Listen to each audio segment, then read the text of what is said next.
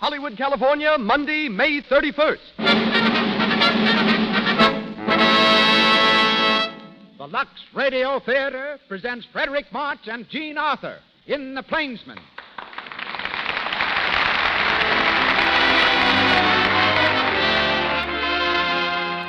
Lux presents Hollywood.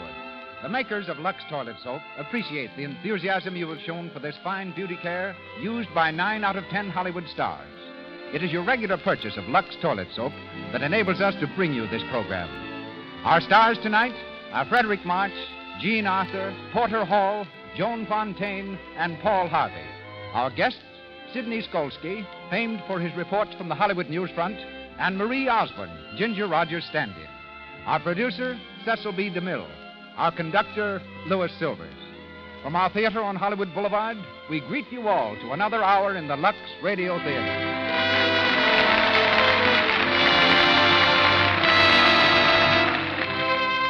Lux Toilet Soap is snow white, pure, mild. It couldn't be a better soap if it cost $1 a cake. It has active lather that removes cosmetics thoroughly, guards against the little blemishes, dullness, and large pores that mean cosmetic skin. May I read you a typical letter from an enthusiastic member of our listening audience? I've had so much enjoyment from the Lux Radio Theatre that I'm enclosing these Lux Toilet Soap wrappers just as a proof of my loyalty to your fine product. I've used Lux Toilet Soap since I first started to college and found out that Lux was the soap that most of my sorority sisters were using. Now that I'm married and my husband and I travel almost constantly, I'm especially grateful for Lux Toilet Soap. It gets off the travel dust gently and thoroughly, cares perfectly for my sensitive skin. And now, our producer, ladies and gentlemen, Mr. Cecil B. DeMille.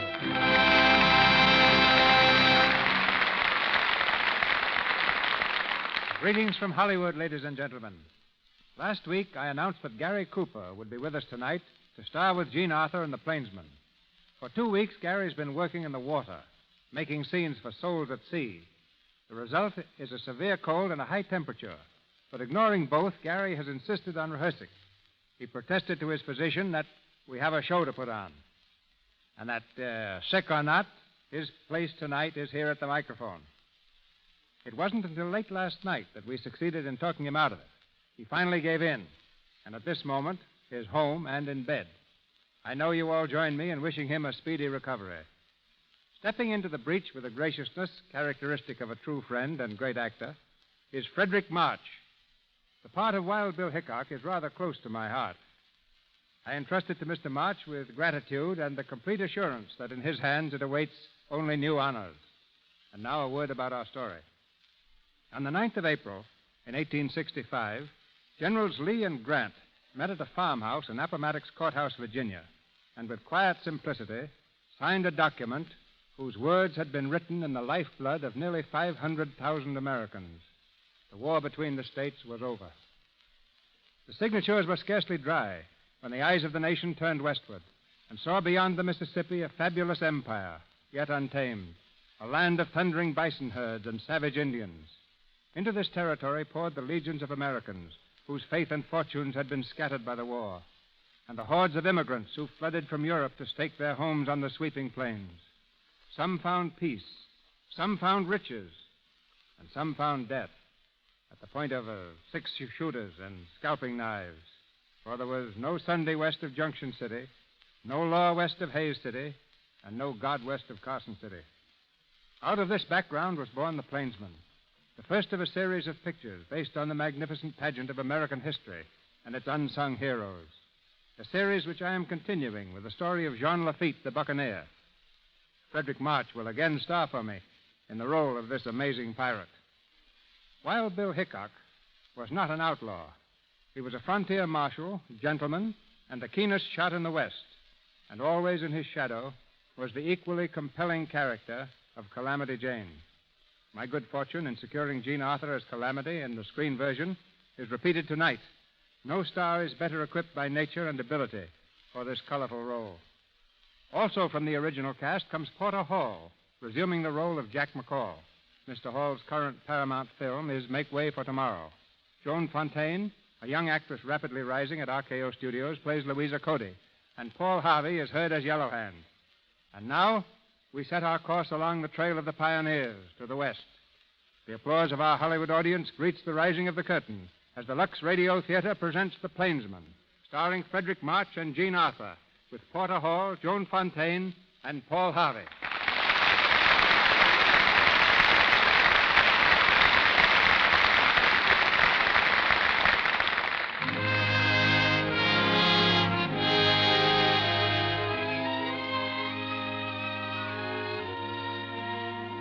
Among the soldiers who turned their faces homeward at the close of the war between the states was a man known to his friends and to his enemies as Wild Bill Hickok. His face was not turned toward the rolling pastures of the East, but toward the rugged hills and sweeping plains of the unborn West. At St. Louis, on the banks of the Mississippi, a riverboat is ready to leave for Leavenworth. Still wearing his army coat, Bill Hickok sits on the wharf, his long legs straddling a pile of luggage.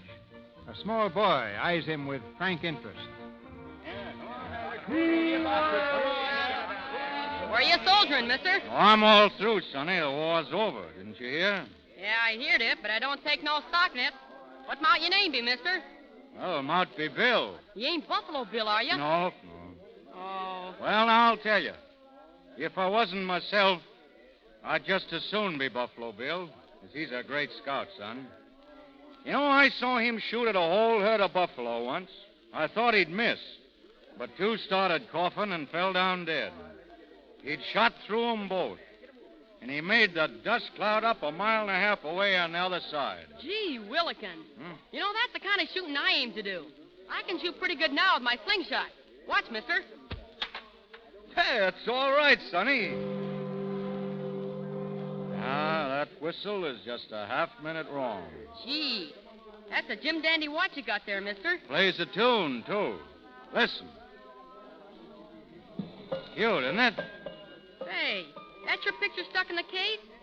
You're dressed like a scout there, and so's that girl with you. Is she your sister? No, that's Calamity Jane. Oh, I guess you're kind of looking out to see her again, ain't you, mister? I'm looking out to miss her. Listen, Sonny, you know what an Indian will do to you, but you never know what a woman will do. Well, if you don't like her, then what do you carry your picture around for? Well, you see, it's the best picture of me I ever had made. And if I cut her out, I'd cut off part of my chin. Get off that box, son. All right, you men. Stow those boxes on the boat and be quick about it. Yes, sir, Mr. Latimer. Yes, sir. Come on. Put your shoulders Hey, you to better move out of the way, son. Seems to be a powerful heavy shipment of farming tools going out to Hayes City. Says John Latimer on the boxes. Want to see me hit the O and John? Yeah. There. Want to try your luck, mister? No, I need a mighty good target. Say an Indian or a hold-up man. But if you... What you looking at, mister? I'm looking at a right good fighting man over there who's been fool enough to get himself married. Lend me a slingshot, Sonny. Now you watch it. Oh, who did that? Jiggers, you hit him in the pants. Come on. No, wait a minute, young'un. Who did that? Who hit me with that slingshot? Well, I reckon I did. Bill! Why, you long-legged, sagacious old gallanipper. What are you doing here? Just a minute, Bill. Here's a fellow who'd like to be introduced to you. Boy, you wouldn't know him in those tin-horn garments he's wearing. But here's the best scout west of the Mississippi. Shake hands with Buffalo Bill Cody. Buffalo Bill. Howdy, youngster. You mustered out yet, Bill? Yesterday. Well, you're not losing any time going up the big muddy. How long have you been out? Oh, about 3 months. Well, I see your wife hasn't cut your hair yet. I don't quite know what you mean, Bill. You heard what happened to Sampson after that Delilah woman opened up her barber shop. Has she tamed you yet? Now, look here, Bill. That ain't fair. She's different. You're different. Will, we better hurry. They're calling all aboard. Wait a minute, Louisa. I want you to meet the best friend a man ever had, Mr. Bill Hickok. Bill, this is my wife. Oh, I'm so glad to meet any friend of Will. How'd you do, ma'am? Will, they'll be going. Come on, then. Is Miss Cody going west with you? That's a crazy question, Bill. Of course she is. Well, ma'am, it's a good country for men and mules, but it's hard on women and fine horses.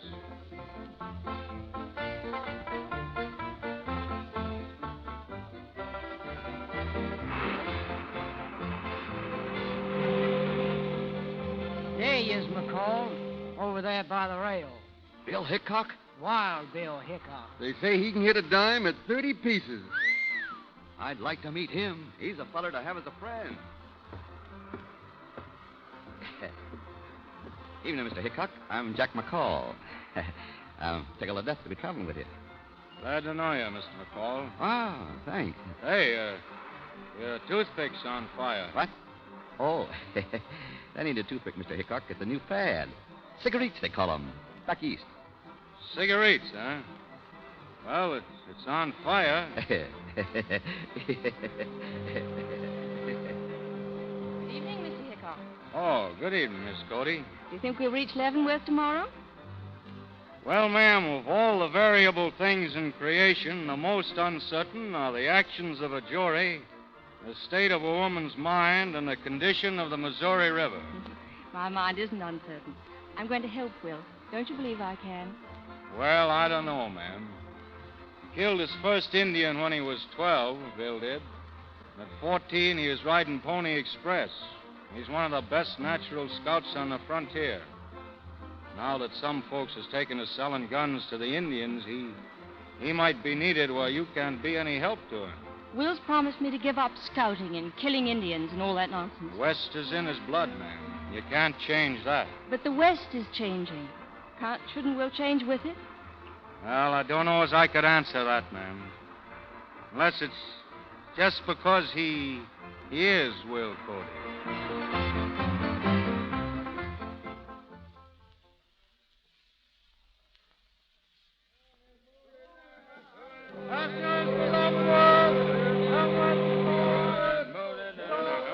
Hurry up for those boxes. Get along there, you men. Get along, I said. Sorry, boss. We's unloading as fast as we can. These boxes mighty heavy to tote. Shut your lip. I'm sorry, boss. I didn't mean nothing. Come on, let's go to the boxes. Good morning. Your name, Latimer? Well, You operate out of Hayes City, huh? what of it? They didn't have any use for farming tools last time I was there. Well, they might have use for them now. Oh, sure. But those boxes now, they're just about the right size for rifles, ain't they? Yeah? Well, I freight whatever they send me, and I mind my own business. That's a right good idea, Mr. Latimer. It's a good way to keep out of trouble. Try taking your own advice, then. Bill! Why, what the... Bill, you mangy old coyote. Give us a kiss. Oh, hey, I don't... Oh, what'd you do that for, Calamity? You four-flushing mule, you ain't wiping it off. You're rubbing it in. Bill, you're back. Are you going to stay in Leavenworth? Are you? I could. I'm going on to Hayes City. Well, that's good, because I'm driving the stage. You driving? Sure. Say, why don't you write me any letters, Bill? Didn't know you could read. I could read if you could write. A woman who had a fella at every stage station and a beau in every cavalry troop west of the Missouri. That woman don't need any letters from me. Oh, Bill, why, those fellers didn't mean nothing to me. Well, they did to me. You'll have to excuse me now. I'm keeping a lady waiting. What lady?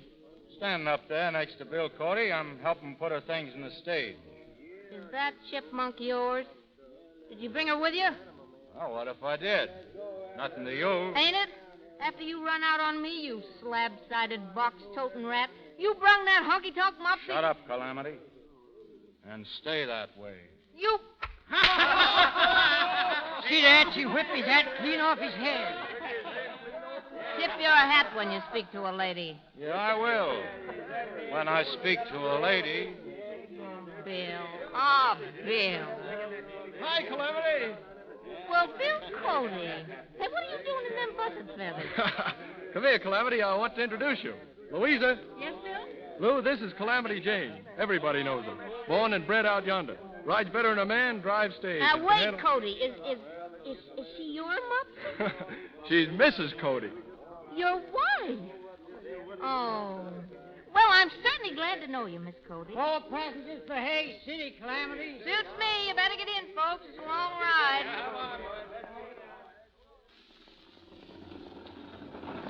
Get up there. Get up, Joe. You looking at something, Mr. Hickok? Yeah, I'm looking at those beads around your neck.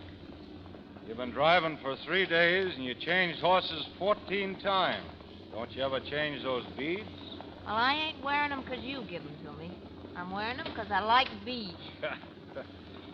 Pull up the horses, Clem. Huh? Pull them up. There's a pony up ahead there. See him? What's the matter? Where you going? When I see a horse grazing by the road, I like to see a rider near him. Hey, wait for me. There's the rider, Bill, laying over there under the trees, hurt. Give me a hand here. Lift him up a little. Bill, it's Breezy. Hey, Breezy. Breezy, you all right? But look at here, Bill. There's an arrow broke off right in his back. Breezy.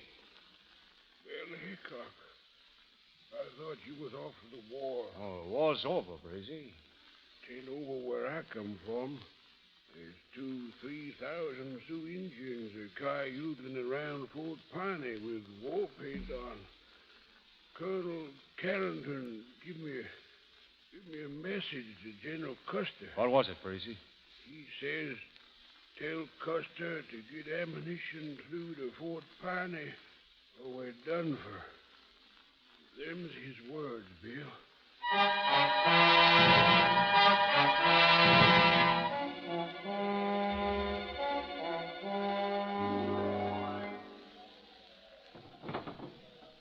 Will, oh, Will, close that door. I'll never get the place fixed up. There's so much dirt blowing in. It's got to blow someplace, honey. There's no use fighting the wind, Lou. We've got to bear with this land. Oh, I know, Will. Only, when are we going to move into town and buy the hotel? I'm going to see Jeb Masters tomorrow. He wants to sell the Golden Rule House. Here's your grub, folks. Why, come in, Miss Calamity. What'd you bring, Calamity? Well, I got something to fry and something to boil and a jug of whiskey.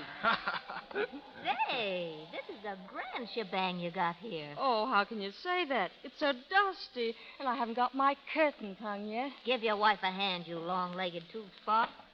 Sure, toss him over, Calamity. Somebody's knocking? What's that for? Come in. Hello, Bill. Hiya, Bill. What'd you knock for? Good morning. Hey, that curtain looks right pretty out there. And you handle it better than a horse blanket, Bill. I've had enough experience with horse blankets.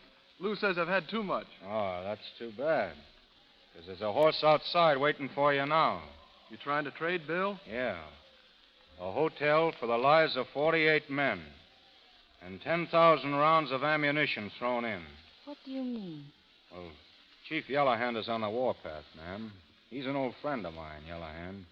We used to hunt buffalo together, but now he's hunting men. Yeah, I've seen men he's caught. He don't treat his prisoners very well. Custer sending that ammunition to Fort Piney? Well, he's hoping they'll get there. If 48 cavalrymen can dodge about 1,000 Cheyenne. Well, those swatties will never make it. How's he sending them? And through Deep Valley to the upper fort of the Republican. But there's no trail. They might get through that way. They would if Bill Cody showed them how. Will isn't going. He has nothing to do with the Army now. He's promised. That's just what I told Custer. What did you tell him? That you wouldn't go? You know that's a lie. Oh, Mr. Hickok, Will promised me. I can't let him go. Well, there are some things, ma'am, that have to be done. You know what? Well, Lincoln sort of set a goal that we have to work toward. He says the frontier must be made safe. But Lincoln's dead. What right have the dead to tell the living what to do? His words are alive, ma'am. Bill Cody knows that as well as I do. Oh, Will, I was afraid of this. You can't leave me. You can't. You never seen the Indian tribes at war, ma'am. You never seen men burned and mutilated and the bodies of women burned. Babies dragged from their mother's arms and dashed That's against enough, Bill. I'll be ready to go in a few minutes. Why is it you aren't going, Mr. Hickok? Well, I have to pay a call on an old friend. Bill, wait. You're going after Yellowhand. Oh, I told Custer I would. You're going out alone. Bill, you're cold decker, ain't you got no sense? Oh, it's all right. Maybe I can bring you back another string of beads.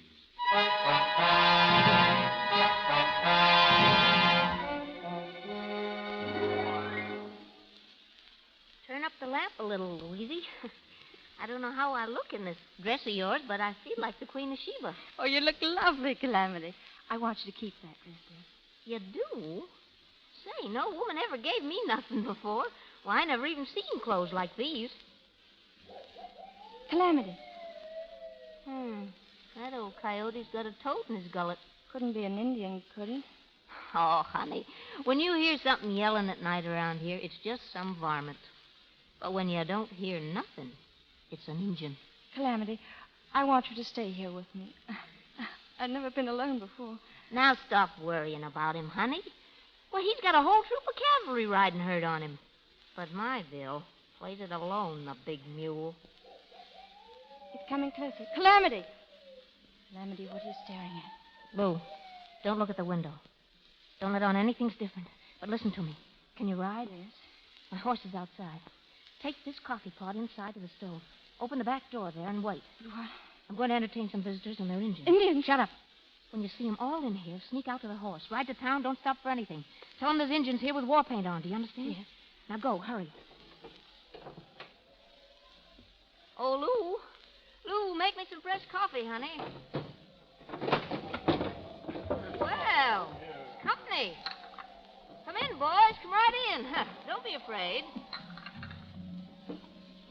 Navihio, aye. Hey, look, fellas. Look what I got for you. Presents, see? Navihio. Beautiful presents. Here's a muff for you and a ribbon for you. Boy, And I cannot score. here's a couple of hats. I just see him. Sure, for you, too, all of you. What do you want? Are you all in here yet? Hey, look at the pretty ribbons. Oh, that's Numa. Here, look at these. More presents. Presents for my brothers, the Cheyenne, you red hyenas. Look, try this hat on. See the pretty feathers? Oh, You painted buzzard. Anaino is squaw. Woo. Atawa. What's going Yes, she's gone. I fooled you, didn't I? Isto hitanio ima. Atanoyo. Soldier, Soldier. Me no talk, Cheyenne. Nista, Nemo. I don't know where the soldiers went. I don't know anything. Otonist. No, Ota. I'll never tell. Do you understand that, you hairless coyote? I'll never tell, never.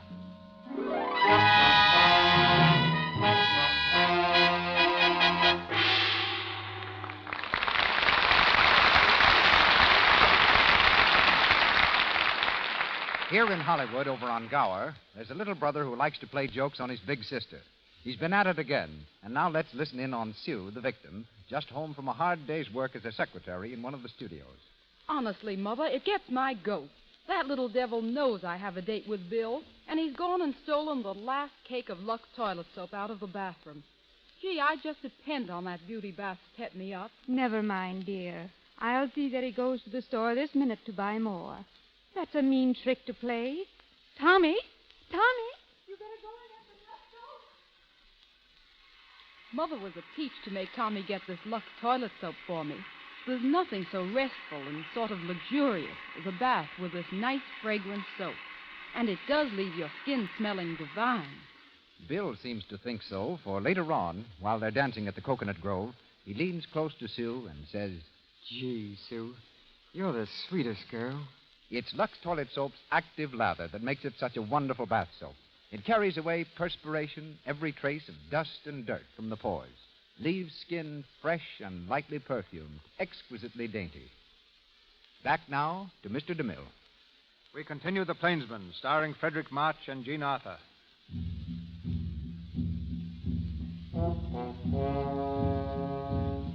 Taken prisoner by the Cheyenne, Calamity Jane is led across the plains to Yellow Hand's camp.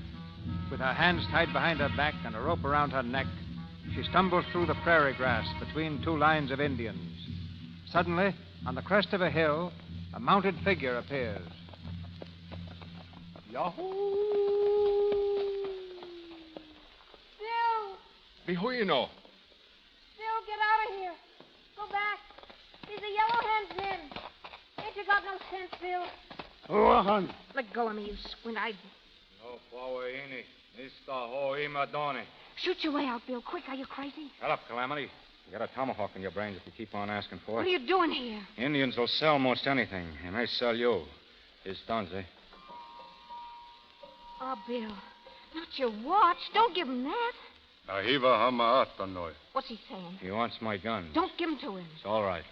Oh, Bill, you crazy fool. Hiu bihonna. Let's say ho natova. He says he's going to take us to Yellow Hand. He can't let us go unless Yellow Hand's willing. Owo.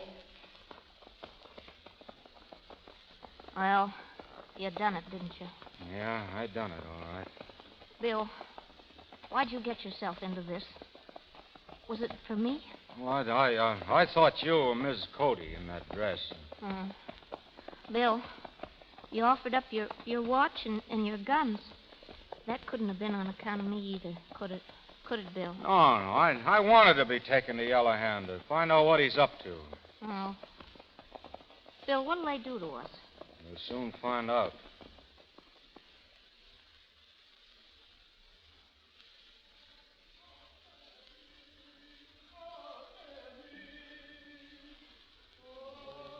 You're Hickok. I know you. He's your old friend, Yellow Hand, remember? I'll handle this. Yes.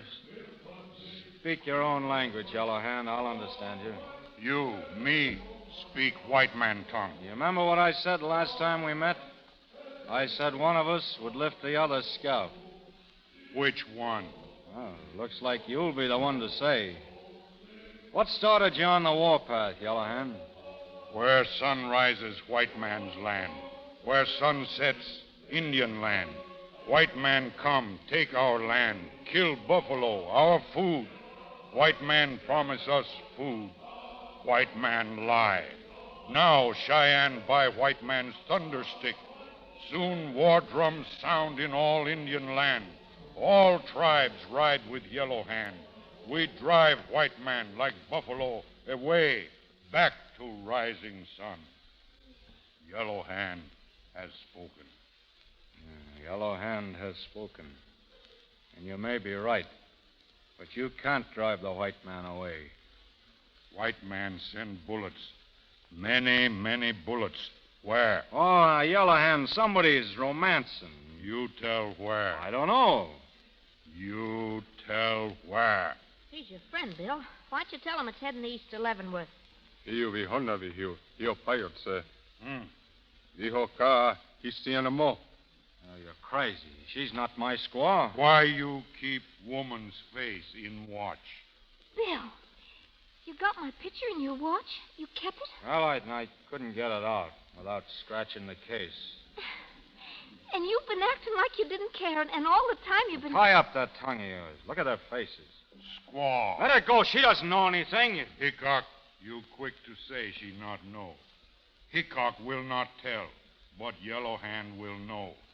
Now is the hour of the Great Bear rising. When moon high above, Yellow Hand will know. We go. Come back when moon high. What's he talking about the moon for? What do you mean? Bill, do you think there's any chance of cutting these ropes or something? Bill, what are you thinking about? I'm looking at that box over there. I'm thinking about John Latimer's farming tools that came up on the boat. You see there? That's his name on the side. He's the one who's selling rifles to the Indians. Oh, rifles. And better rifles than we have. 7 shots. And every shot may mean the life of a white man. But what about us, Bill? What do you think they're fixing to do to us? I think maybe you gave them an idea of what to do. What, Bill? Yellow Hand's a pretty smart Indian.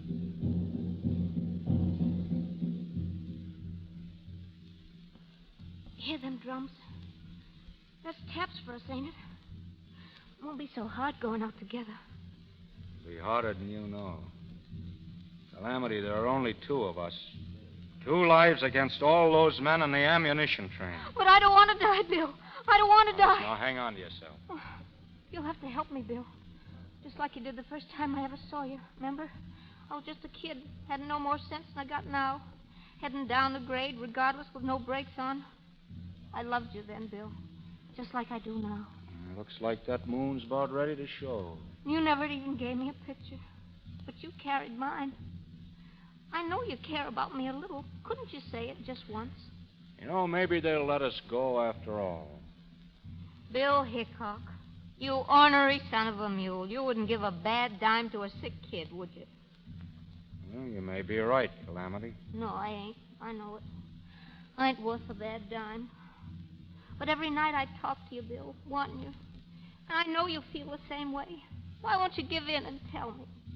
Oh, what difference would it make now? If only I could hear you say it once. I'd have something to keep, like it was kind of holy. Like it was with me forever. Calamity. Oh, Yellow Hand. Moon high now. Yellow Hand will find out which way soldiers go. Hickok tell. Hoyoisa. Let him alone, you red devils. Bill. Yes, Calamity. I do love you. Oita. Okova. Bill. Bill. You come too. You look. What are you going to do to him? What are you going to do? Fire ready. You're going to burn him? You know which way soldier take bullets. Yellow Hand must know. When he know, you go free. Hickok go free. Don't talk to him, Calamity. Don't trust him no matter what happens. Fire start. Soon Hickok will be dead. Will you tell which way soldiers go? Bill Cody's with that ammunition. 48 men are there, Calamity. Which way? No. Tell which way. No. Which way? No, don't. Don't let them do it. Oh, don't. Which way? Don't forget Cody. And all those men, don't think of me. Remember what I told you. No. Oh, they're burning him. They're killing him. Can't you see? Put out the fire. Put out the fire. Which way soldiers go? By Deep Valley to the upper ford. Woman no lie. Hickok and woman free. Worcester, Neva.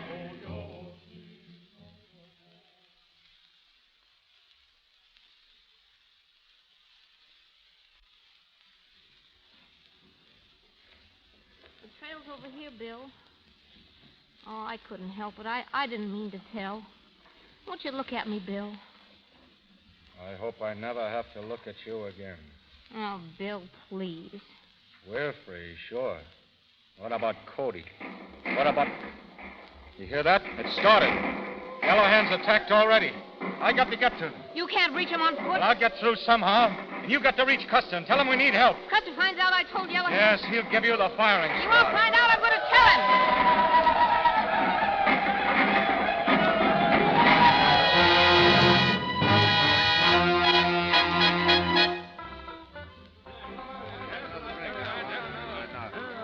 I tell you, it was her brought the Indians down on them. She must have told Yellow Hand. There she is, over there at that table. Oh, let her alone. He never was no good anyhow. Why don't somebody do something about it? Only 18 men came back out of 48. She's a bad lot. Well, we'll make her pay for it. Certainly we'll make her pay for it. must have paid her plenty, too. That's right, McCall. They paid this woman in money, but they paid our soldiers in blood. What are you going to do about it? Talk's cheap, you loudmouth liar. Let's see you fight. Hey, get that whip away from her. Hey, if you were a man, we'd know what to do with you. Go ahead, you crossbred rat. If you was a man, you wouldn't be here. Run her out of town. Get tar and feathers. Tar and feathers is too good for her. That's the way to talk. Get a rail, somebody. What do you want with a rail, Jack McCall? Huh? Bill. What's going on? We're going to run her out of town. Why? You know what she done? She told the Injun that... Well, she's a woman, isn't she, McCall? Women talk a little too much sometimes. This woman's going to get what's coming to her. Run her out of town. Yeah, and men talk a little too much sometimes, too. I know what's in your minds. Yes, there were soldiers killed. I saw them. I was there. And they were killed by bullets. Bullets from repeating rifles. You know, Lincoln says that this country's got to be made safe. Those are his words. So I'm on my way now to settle this matter with the man who sold those rifles. I know there was monkey business going on. Yeah, you're right, and there may be a few stray bullets flying around here in a minute. I'd advise you to stay inside off the street. Bill, Latimer's crooked than a rattlesnake. You can't go after him alone. I started alone, and I'll finish alone.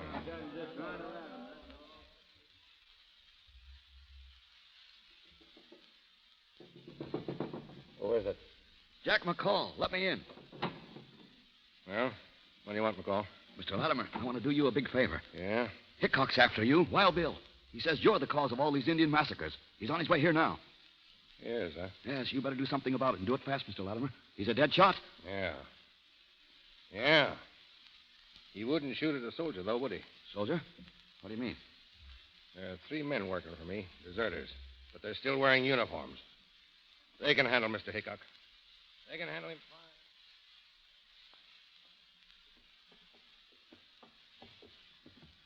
Bill, don't go across that street. Come back here, Bill. Let go. You're crazy. Latimer won't fight you fair. Oh, you ain't got the sense you were born with. Please, Bill. No. Don't our love mean nothing to you? And our love, if that's what you call it. All that died with the men who died because of you. Oh, no, Bill, no. Get off the street. I'll go get Cody. Maybe he can talk some sense into you, you big mule. Well, morning, Hickok. Morning, Sergeant. Morning, boys. Morning. Morning. You, three boys better take cover for a few minutes. You think you own this town? Well, I'm just walking through it. And us guys can get out of your way, can't we? Like we was dirt. Suit yourself. You know, Mr. Longhair, you're too darn friendly with Injuns to suit me. You shouldn't have said that, soldier. Well, what are you going to do about it, you gun-toting windbag? Oh, you boys are substituting for Latimer, eh? Shit, he would pick soldiers. I can't shoot at that uniform, but if you want action, take it off. Yeah? And get a slug in me while I'm doing it? Take it off. I'll give you that much time. Keep your hands away from your guns, Hickok. They're away right now. But mine ain't. Bill, are you hit? Oh, just my arm. Those men were soldiers. Come on, let's get out of here.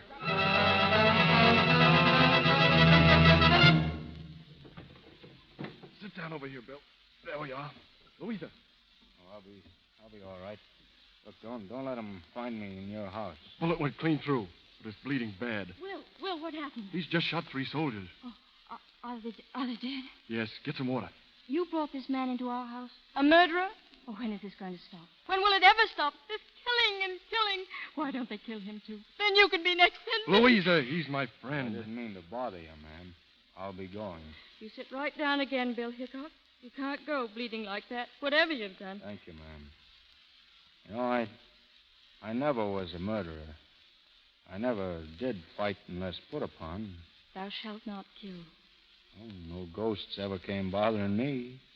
It's always been the other man or me in a fair fight. What right have you to judge who is to live or die? Put away your guns, Mr. Hickok. Oh, I can't do that, ma'am. Until I find John Latimer. Cody, open up. It's me. Calamity. Where's Bill? Oh, Bill. Did they hurt you much? I'm all right. I know you don't want to see me, but I got to tell you something, Bill. Custer's ordered you brought in, dead or alive. The troopers have combed over every hiding by the river. They'll be out this way next. He's going back to find Latimer. Latimer's gone, pulled out with his wagon. Where? Nobody knows. I'll find him. Of course you will, Bill. Someday you're bound to. But don't try to find his trail now. Just try to save yourself from Custer's men. No telling what they'll do to you. If Latimer's pulled out with his wagons, those wagons are loaded. I know what I have to do. Yeah. Help me up. You'll get me a horse, Bill? Sure. I'll have him saddled and ready. I'll help you, Will.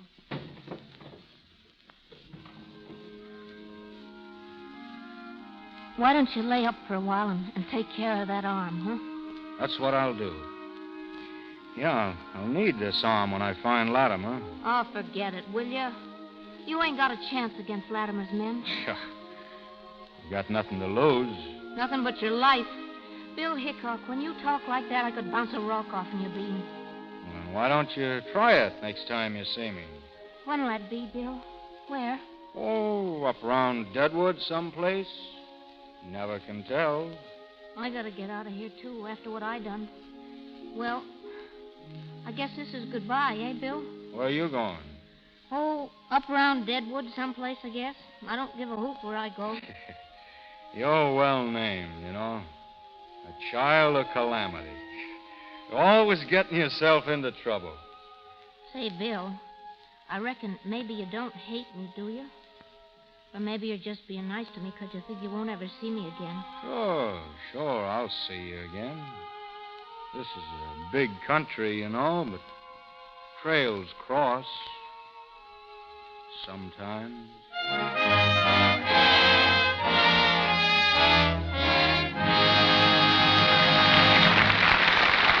We pause for station identification.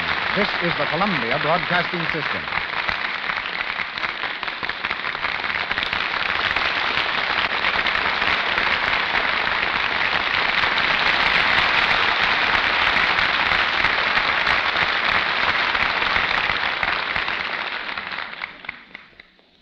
Frederick March and Jean Arthur continue in the Plainsman, we call time out for a powwow with the little giant of Hollywood columnists, Sidney Skolsky. Hollywood's correspondent for the New York Daily News and other newspapers. His catchphrase, but don't get me wrong, I love Hollywood, has taken a definite place in the jargon of the film capital. Tonight, we hear more of the whys and wherefores of this phrase as Buck Skolsky rides again. Mr. Buck to you, but really I feel more like a cake of Lux soap than a cowboy. Well, you're more the size of a cake of Lux soap than a cowboy. What I mean is that I'm playing a repeat date on this program, the way I noticed that Lux toilet soap plays repeat dates in the homes of the movie actresses I've visited. Not only in their homes, either. Apparently, Lux soap is just as much a part of studio equipment, too, as a camera. You say 9 out of 10 stars use it. Well, I'm still looking for the 10th actress who doesn't. She just can't be found. That's very nice, Mr. Buck Skolsky. Now get along with your specialty. Giddy up. Hollywood is a place where Simone uses a French perfume which means always faithful. Where Adolphe Menjou has a cigarette case on which is inscribed to Adolphe Menjou from his most ardent admirer, Adolphe Menjou. It's a town where Jimmy Cagney's swimming pool has more water than the Los Angeles River. It's a town where after kissing Ginger Rogers in a picture, James Stewart forgot himself and spoiled the scene by saying to Ginger, "Gee, thanks." Where a producer told a writer, "You can make the heroine a crook, but don't make her dishonest." But don't get me wrong, I love Hollywood. Hollywood is a place where Dick Powell cooks a better meal than wife, Joan Blondell. It's a town where Rubinoff registered at a hotel and signed the blotter, Rubinoff and his violin.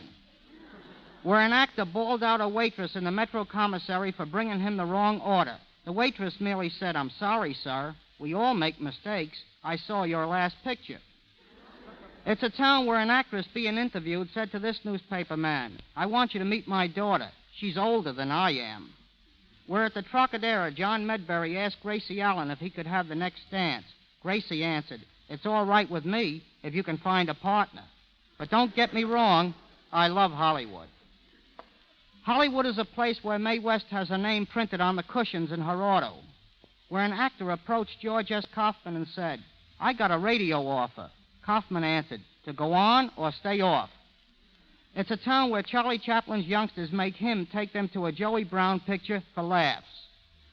It's a town where Sid Silvers asked the producer to look at the screen test of a girl trying to get into pictures. The producer said, "She's no good. She's a dog." Silvers answered, "Rin Tin Tin did all right." Where Sam Goldwyn's barber denied that he was a yes man. The barber pleaded, "When Mr. Goldwyn says no, I say no." Hollywood is a place where William Powell's big secret is that his middle name is Horatio. Where Eddie Cantor claims he knows an actor who hasn't an enemy in the world, but all his friends hate him. Where Joe Swirling's 7-year-old boy, Peter, wrote a composition for school about a poor boy. His mother was poor, his father was poor, he had a poor nurse, and a very poor butler. It's a town where on the set a director who wanted a riderless horse shouted, "Bring me an empty horse."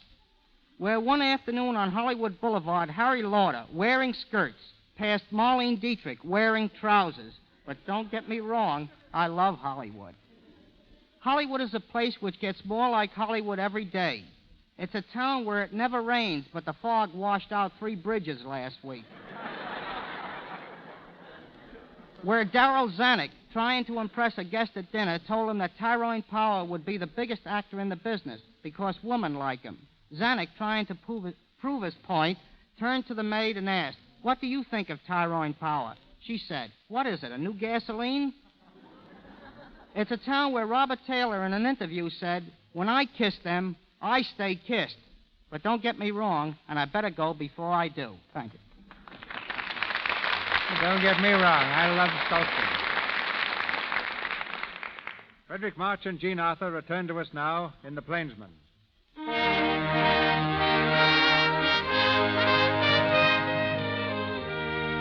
It was many weeks before the trails of Hickok and Calamity Jane crossed again. In the Bella Union Saloon in Deadwood, Calamity stands behind the bar serving drinks. Hickok comes from the street and moves slowly across the room. Yeah, you can set one up here, Calamity. Bill, Hickok. Hiya, Calamity. Bill, you come back. Gee, I kept watching. I kept asking. Nobody'd seen you. Nobody'd heard. Well, I haven't been out much in what you might call society. I only had one caller, Bill Cody. Custer sent him to bring me back. Cody found you then. Say, Bill, you didn't... Oh, hurt Cody? No, he's all right. We heard from a brave up there in the hills about Custer. He was wiped out, his whole battalion. Yeah. Cody went on to meet General Merritt. I promised to wait for him here. Wasn't your fault, them 3 soldiers getting killed that time. Say, you won't have to move on again, will you, Bill? No, I got a hunch that this is going to be my last camp, Calamity. You mean you're settling down? You going to stay here? Yeah, I got a feeling I'm going to stay here. You need a drink. You know, I've been thinking. The West is getting to be a new kind of place. Cody's done the right thing. He's changed. What place is it going to be for a 2-gun plainsman? You're talking crazy, Bill. You're the best man in this country. I don't know who thinks so. I think so, Bill. Say, if you think Cody's done right, settling down and all, maybe that's what you'd like to do, huh? Have a home and things and someone to cook your meals and... Oh, doesn't sound so bad. Bill. I'll be a big man around here someday. Wait till you see. Is that Jack McCall over there? Yeah, he's been bragging around here for a month. All right, laugh. Hello, Calamity. Give us a drink. Those fellas think that... Bill Hickok. Hello, McCall. I said hello. What are you looking at me for? I didn't do nothing, Mr. Hickok. I didn't do nothing. What's he talking about, Calamity? He's scared of you, Bill, because he sneaked and told Latimer you was looking for him back in Hayes City. What? Well, she's lying, Mr. Hickok. She's lying. Am I? You're thick with Latimer right now. No, Mr. Hickok. Shut up. McCall, a year ago, I'd have shot you dead on sight. But now, go buy yourself a drink. Thanks, Mr. Hickok. Bill, you let him off. Well, I'm getting to think that maybe Louisa was right. Who am I to decide whether a man's to live or die? I had another reason, too. If he warned Latimer once, he's going to do it again now. Guess I'll step out and follow him. I'll go with you. You stay where you are. And say, Calamity, I kind of like to have you take my watch. Here. It's about the only thing I have that's worth keeping. Bill, if you got a wrong hunch, don't go out there. Don't forget to wind it. You're a mule-headed man, Bill Hickok. Hey, Calamity. Don't bother me, Dave. What's eating you? I just want you to hold this gun back here for a while. Belongs to Colorado Charlie, and he's acting up. Might drill somebody. Give me the gun. Where you putting it? It's in the drawer with the cards. Now let me alone.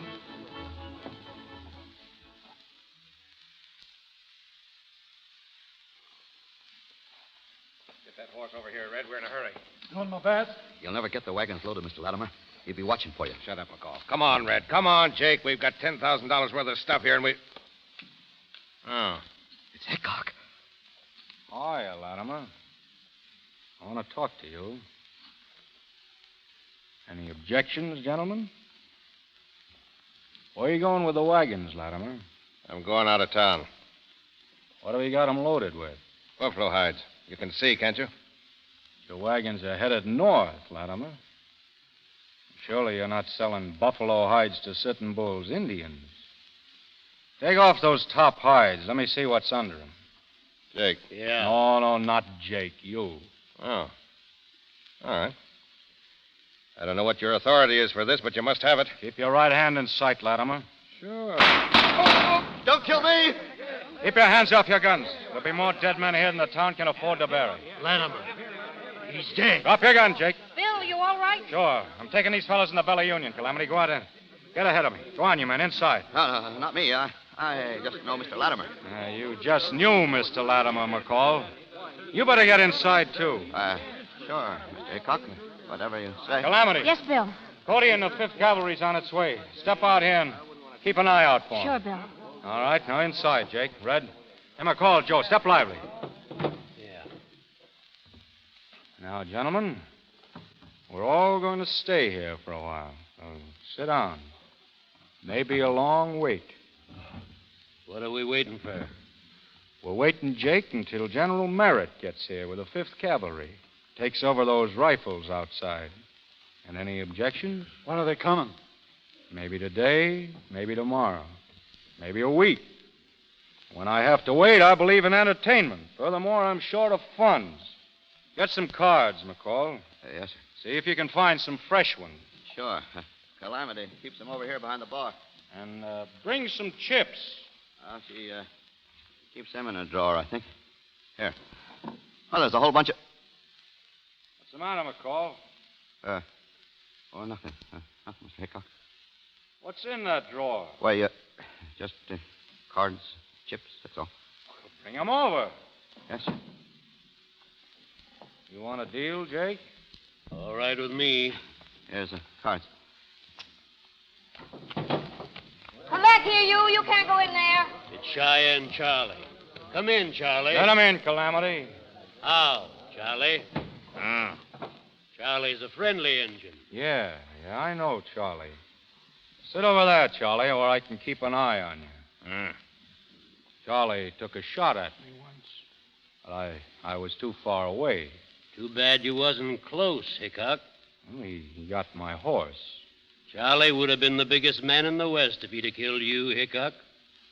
The Injuns understand things like that. Kill a big man, and that makes you a big man. Killing you, Hickok, is an honor that's just waiting for somebody. You, Jake? No, not me, Bill. Not me. I'm facing you. The only way to down a man like you is from the back. Don't stand behind me, McCall. It's bad luck. I better get some more chips. Your say, Jake. I'll wait for the chips. Got 'em, Jack? Yeah, I got 'em. Listen. It's the cavalry, Bill. The cavalry. You know what they'll do? It's a rope necktie for us. Sit down. We'll play out this hand. Hey, Calamity, find Cody and General Merritt and bring them here. Play your hand, Jake. I'm calling you, Hickok. Black aces and eights. Your luck's changed. I've got 3 queens. I'm afraid you lose, Hickok. Oh, man's bound to lose sooner or later. Give it to him, Jack. I got him. I killed Hickok. Get out, quick. Come on, to the wagon. Come on.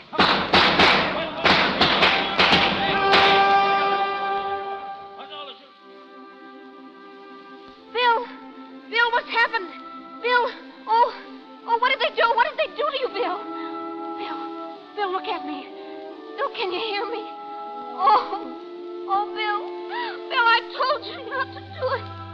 Bill, what? In here, General Merritt. I want to meet Bill Hickok. Calamity, where's Bill? We got Latimer's crowd, all of them. General Merritt said, Calamity, what's happened to him? He's dead. My Bill's dead. Dead? He was going to be let off. There's your prisoner, General Merritt. We won't forget what Bill Hickok has done, Cody. We'll remember. All of us will. All of us. Oh, Bill. That's one kiss you won't wipe off.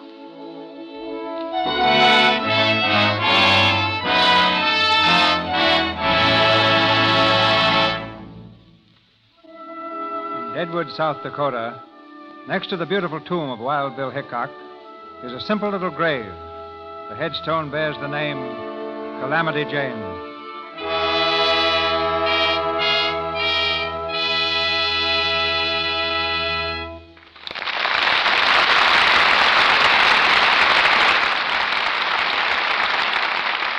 Each week in the Lux Radio Theatre, we try to show you some new aspect of Hollywood through the eyes of those behind the screen.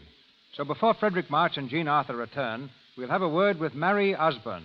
As baby Marie, she was the Shirley Temple of 15 years ago, but old age caused her to retire at the age of 10.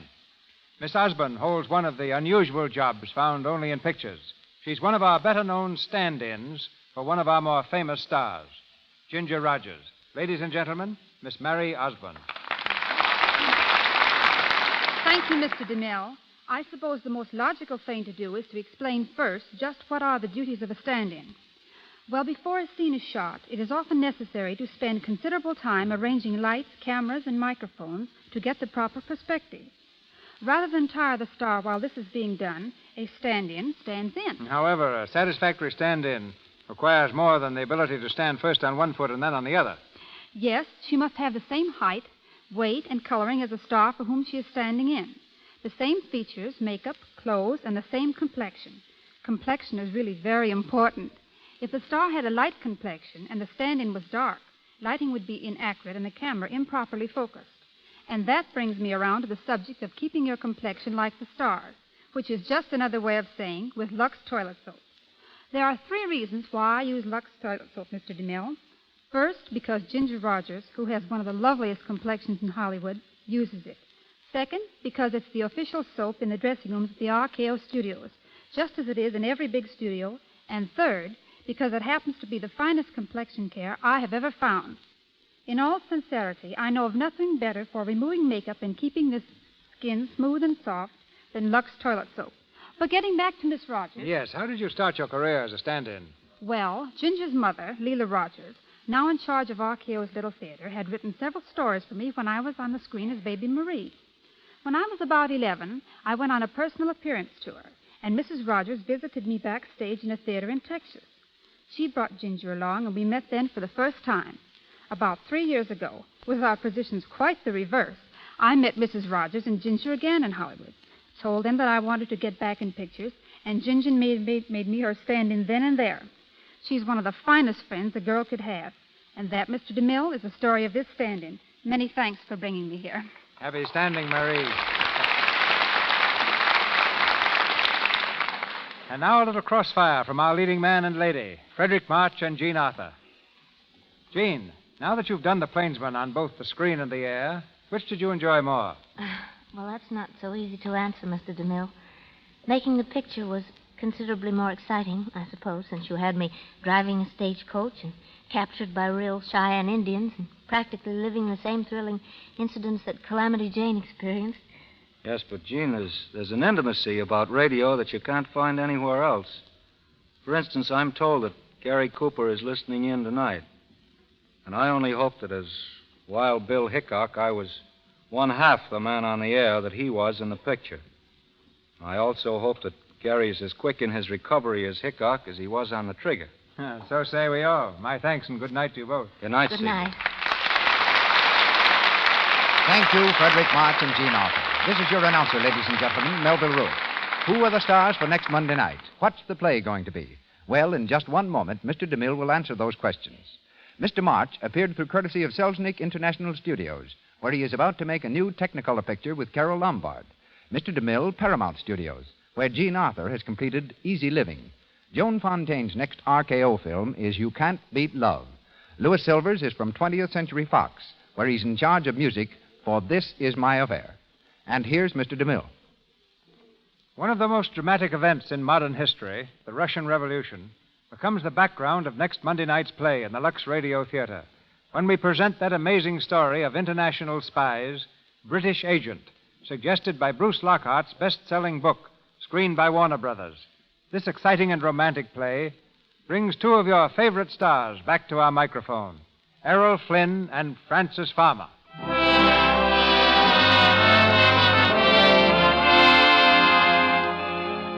Our sponsors, the makers of Lux Toilet Soap, join me in inviting you to be with us again next Monday night when the Lux Radio Theatre presents Errol Flynn and Frances Farmer in British Agent. This is Cecil B. DeMille saying good night to you from Hollywood.